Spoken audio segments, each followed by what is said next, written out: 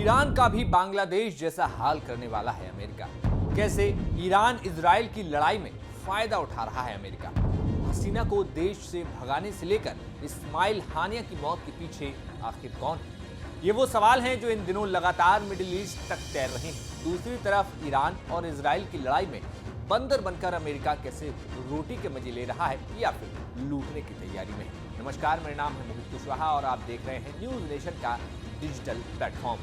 तो ये तो हम जानते हैं कि अमेरिका वो देश है जो अपने फायदे के लिए मुर्दे की खाल भी उतार सकता है। हमने हाल ही में देखा कि बांग्लादेश में किस तरीके से तख्ता पलट हुआ और विरोध की आग ऐसी सुलगी कि जिसे हसीना सिर्फ आंदोलन समझ रही थी, वो विरोधियों के पिछले कई महीनों की प्लानिंग थी और जिसकी भनक हसीना को जरा भी नहीं लगी। और विदेशी ताकतों ने इसमें कैसे तख्ता पलट कराया वो हमने आपको अपनी खबर में लगातार बताया। लेकिन अब ऐसी ही प्लानिंग या यूं कहें तो अमेरिका चाल फिर से चलने की कोशिश में है। इस बार ईरान और इजराइल की जंग में जो है वो देखने को मिल सकता है। अमेरिका ने खाड़ी में अपनी जंगी बेड़ों को तैनात कर दिया है, लेकिन इजराइल की मदद करने के पीछे ईरान से अमेरिका कैसे फायदा लेना चाहता है, हम आज वो बात करेंगे।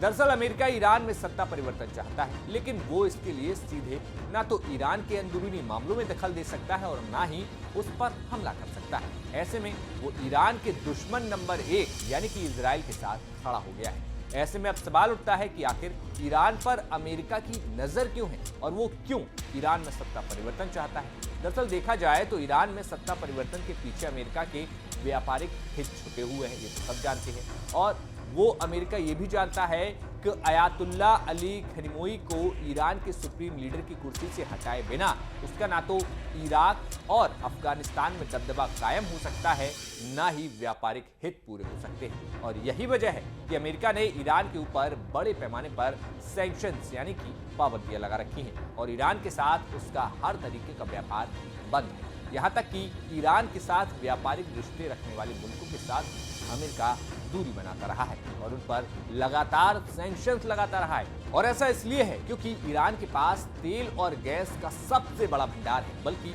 दुनिया का तीसरा सबसे बड़ा तेल भंडार ईरान के ही पास है, जबकि गैस के मामले में तो वो दूसरे नंबर पर है। इसके अलावा ईरान में बेशकीमती खनिज भी भरे पड़े हैं। मिडिल ईस्ट में ईरान जिस तरीके से लोकेटेड है वो भी उसे भौगोलिक तौर पर काफी अहम बताता है।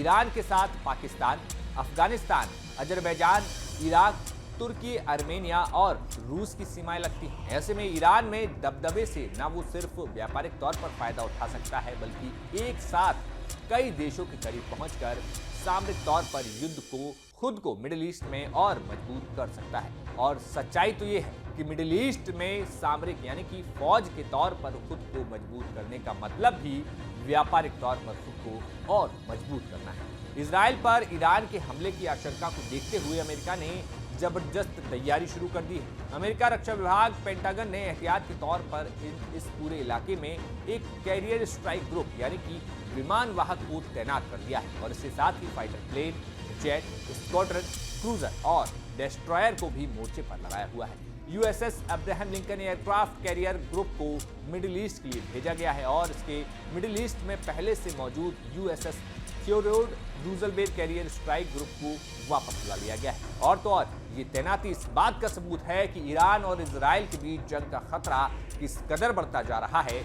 इसके अलावा अमेरिका ने मिडिल ईस्ट और भूमध्य सागर में बैलिस्टिक मिसाइल डिफेंस सिस्टम से लैस डिस्ट्रॉयर और क्रूजर भेजे हैं, जो कि इस साल अप्रैल में इजराइल के खिलाफ ईरान मिसाइल हमले को रोकने में शामिल रहे हैं। पेंटागन ने यह भी साफ किया है कि मिसाइल डिफेंस फोर्स को भी अलर्ट पर रखा गया है और ये फैसले इस बात का सबूत है कि अमेरिका हर हाल में इजराइल की मदद करने के लिए तैयार है। अमेरिका का कहना है कि वो मिडिल ईस्ट में जंग को बढ़ावा नहीं देगा और ना ही देना चाहता है, लेकिन इजराइल की मदद करने के मामले में वो पीछे भी नहीं हटेगा। फिलहाल अब ये देखने वाली बात होगी कि आगे आने वाले समय में अमेरिका इजराइल को लेकर क्या कुछ बड़े फैसले करता है और इसका ईरान पर क्या कुछ सीधा असर होता है। फिलहाल अब तक की जानकारी के अनुसार ये थी कुछ महत्वपूर्ण जानकारी। आपको कैसी लगी खबर हमें कमेंट बॉक्स में जरूर बताइए।